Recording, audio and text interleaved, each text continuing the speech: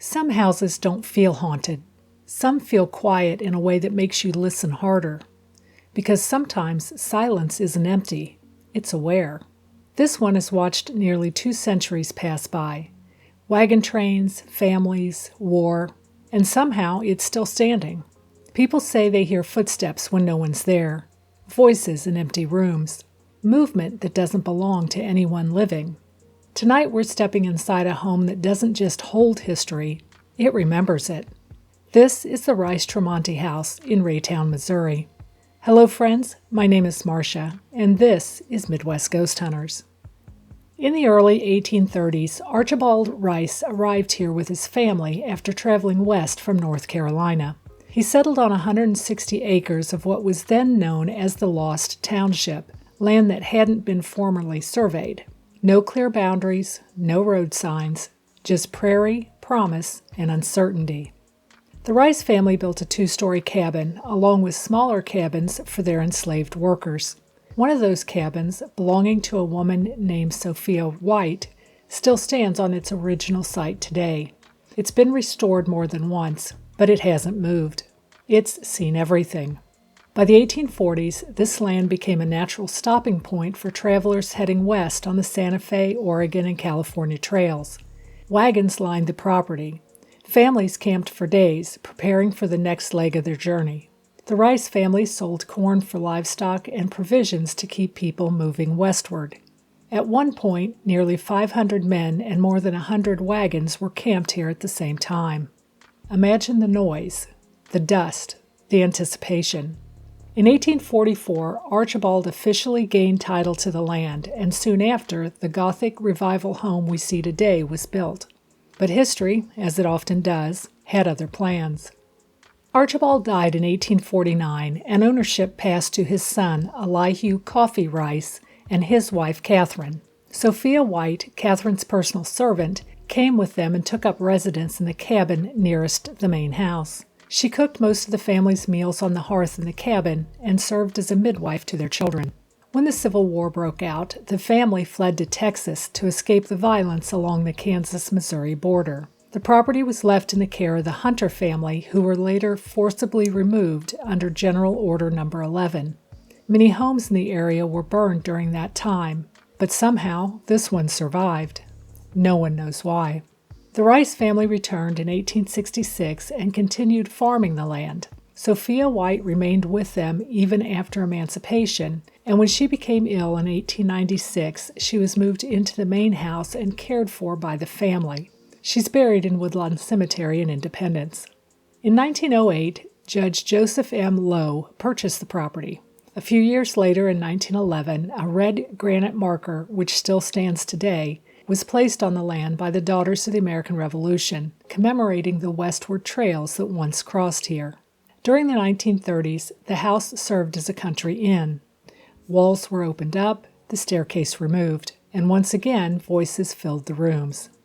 Then, in 1935, Dr. Louis Tremonti and his wife Gloria took ownership. They worked carefully to restore the home to its original layout while adding modern conveniences. Dr. Tremonti passed away in 1949, and Gloria remained here until 1987, fully aware of the history she was preserving. That same year, the Friends of the Rice-Tremonti home formed to preserve this place, ensuring it wouldn't be lost to time. Over the past 25 years, reports of strange activity began to surface. Balls of light drifting through rooms, footsteps echoing when no one was there, children laughing, shadows caught out of the corner of an eye.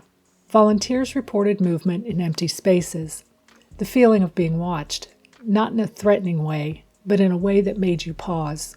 So we went in to see for ourselves. We investigated on a warm August evening. There's no air conditioning in most of the house, just heavy air and the quiet hum of summer outside.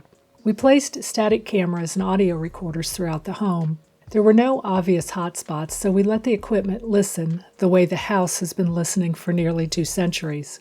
Almost immediately, we began hearing unexplained sounds, movement, shifts, footsteps that didn't line up with where anyone actually was. The house sits near a well-traveled main road, so we tried to rule out traffic, but some of what we heard didn't sound like traffic noise at all. Then came the voices. One in particular was captured on audio, along with an odd coughing or knocking sound. The recording wasn't perfect, we had some technical issues, but the presence was unmistakable.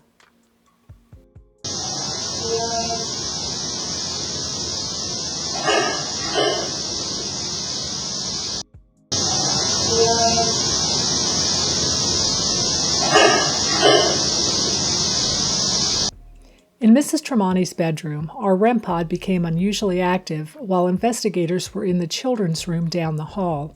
Each time they entered the room, activity spiked. When they left, it settled down. It was almost as if someone was telling us, politely but firmly, that we didn't belong in the children's room.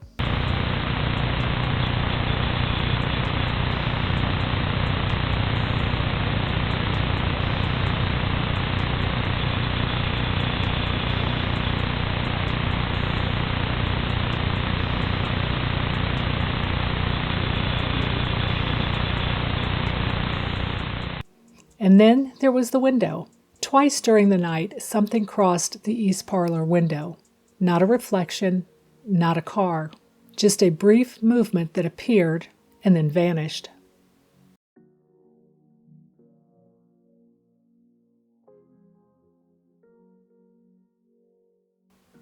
Standing inside the Rice-Tremonti house, you don't feel any fear. You feel memory. This was a home where families worked, loved, laughed, and endured. A place that welcomed strangers, sheltered travelers, and quietly witnessed history as it unfolded. Whether the activity we experienced belongs to the Rice family, to Sophia White, or to the countless travelers who once passed through, one thing feels certain. Places like this remember. We've seen it before, at the Bingham Wagner estate, another home shaped by the Santa Fe Trail, where generations came and went, and that history still lingers in the walls. Maybe it's not about spirits in the traditional sense. Maybe it's memory, the kind that settles into a place after enough lives have passed through it. Not in a frightening way, but in a familiar one. The kind of presence that remains when a home has been loved for a very long time. And that's the real story here. Not that the house is haunted, but that it remembers. Until next time, stay curious, stay vigilant, and may the truth reveal itself in the shadows.